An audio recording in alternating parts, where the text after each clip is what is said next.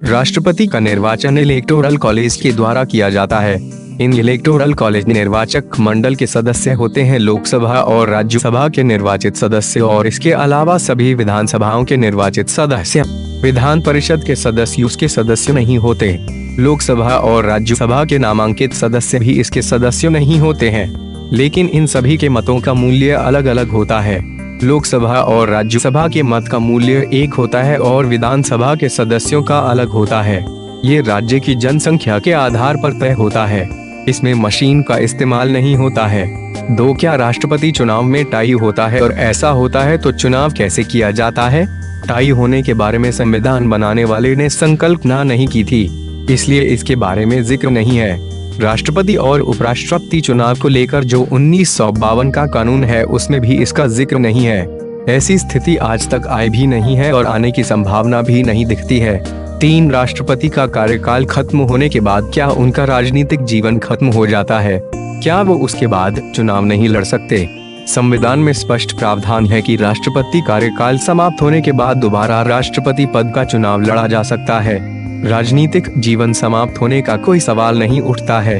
वो चाहे तो किसी भी तरह से राजनीतिक जीवन में रह सकते हैं, लेकिन देश के सर्वोच्च पद पर रहने के बाद स्वाभाविक है कि वो सांसद या विधायक या राज्यपाल बनना पसंद नहीं करेंगे, क्योंकि ये सब तो राष्ट्रपति के नीचे के पद हैं। 4 राष्ट्रपति पद का क्या महत्व है जब भारत में सारे अधिकार प्रधानमंत्री के पास होते हैं? ऐसा नहीं है कि सारे अधिकार प्रधानमंत्री के पास रहते हैं। सबके अपने अपने क्षेत्र हैं। पूरी कार्यपालिका की शक्तियां राष्ट्रपति के हाथ में होती है।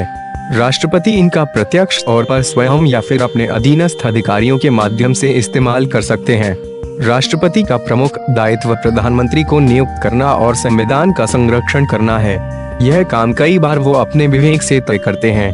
कोई भी अधिनियम उनकी मंजूरी के बिना पारित नहीं हो सकता।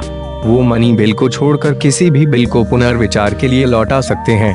5 राष्ट्रपति का चुनाव कौन लड़ सकता है और उस व्यक्ति की योग्यता और उम्र क्या होनी चाहिए?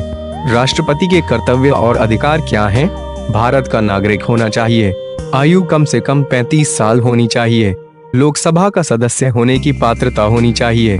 इलेक्टोरल कॉलेज के 50 प्रस्तावक और 50 समर्थन करने वाले होने चाहिए।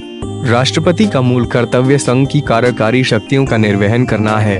फौज के प्रमुखों की नियुक्ति भी वो करते हैं। 6 राष्ट्रपति को पद से कैसे हटाया जा सकता है? राष्ट्रपति को उसके पद से महाभियोग के जरिए हटाया जा सकता है। इसके लिए लोकसभा और राज्यसभा में सदस्य को 14 दिन का नोटिस देना होता है।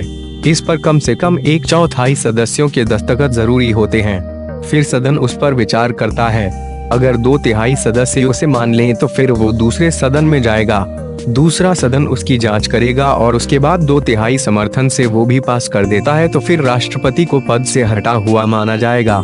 साथ क्या 2 ही उम्मीदवार खड़े होते हैं या ज्यादा भी उम्मीदवार हो सकते हैं? 2 से ज्यादा भी उम्मीदवार हो सकते हैं, बशर्ते कि 50 प्रस्तावक और 50 समर्थन करने वाले हो।